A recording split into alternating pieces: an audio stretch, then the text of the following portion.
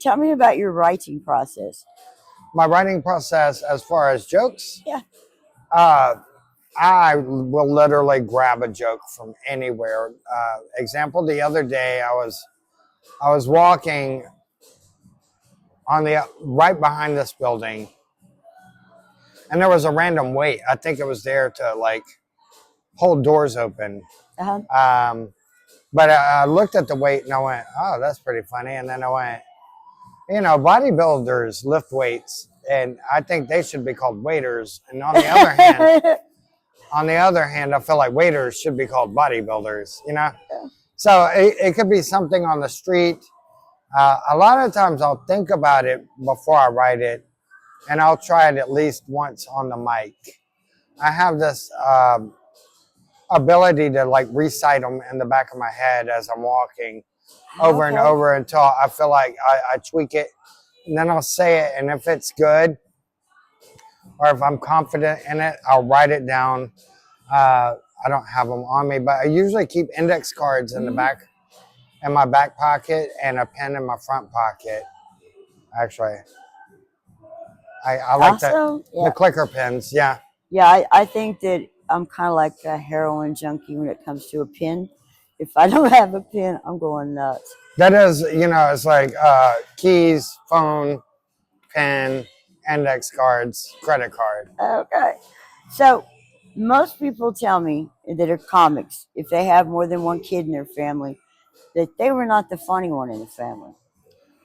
I was definitely the funny one in the family. I My knew that. father was pretty funny, but I'm way funnier than he ever was. I just had always had this inclination to be funny. Now, that being said, in my family, I'm the funniest, but I had two best friends that I also lived with. They're brothers, and we were just notorious pranksters. And probably the funniest people I've ever met in my entire life was my best friend. Oh, that's I cool. actually had two best friends, but one died. Uh huh.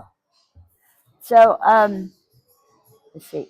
We were talking about disabilities, and you said you have the mental health disability. Do you have physical disabilities also? I do not have physical disabilities. I am prone to get sick every time it gets cold. So I have like chronic bronchitis. But other than that, I'm fairly in shape. But my mental issues kind of, I feel like are more than average and kind of debilitating at times. Yeah, it's the nature of disability. Is that I have some rough times, but that's part of going to the clubhouse and the shack and other places that I have tools today to use that. Like besides alcohol, you Exactly. know, I can handle my feelings in waiting for Kill Tony, which is very nerve wracking. It's good to have support groups. I feel like Austin Clubhouse is a very great support group Uh-huh. for me.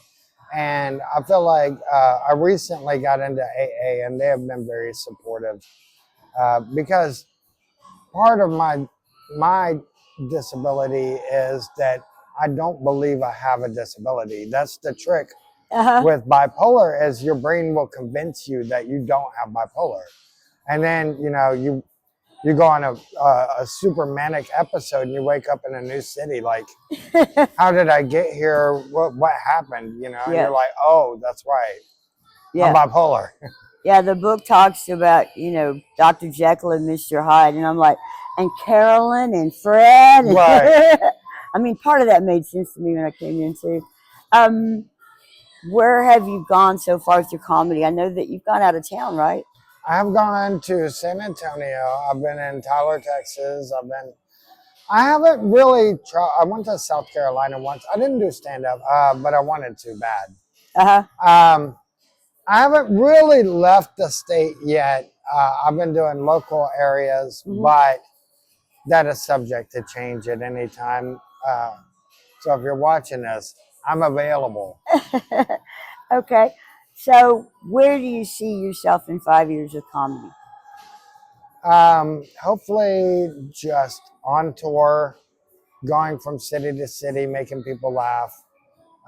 Probably doing children's shows. I wrote the children's special. It's 50 kangaroo one-liners for small kids, so that I can introduce them to comedy without them being subject to the vulgar side of it first. I want people to have the experience of, I grew up with Bill Cosby. Not creepy, but well, I guess he was a creep then, But the family environment for right. jokes, yeah. I like Brian Regan. I like all these guys, Fluffy. I want there to be kind of like a bridge from, the 5 to 10 year olds to be like, okay, so that's what stand-up comedy is. At the same time, not exposing them to the atrocities of the world. Yeah, I really hated it as a parent when I'd have to explain something. Right. Yeah. So if someone like us has a disability and they've just learned about volunteer steady work, what advice do you have based on your experience if you want to be a comic? As far as volunteering, So, because of volunteer work study, we all have to try and do something.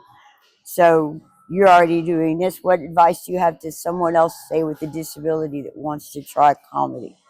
I say go for it, 100%.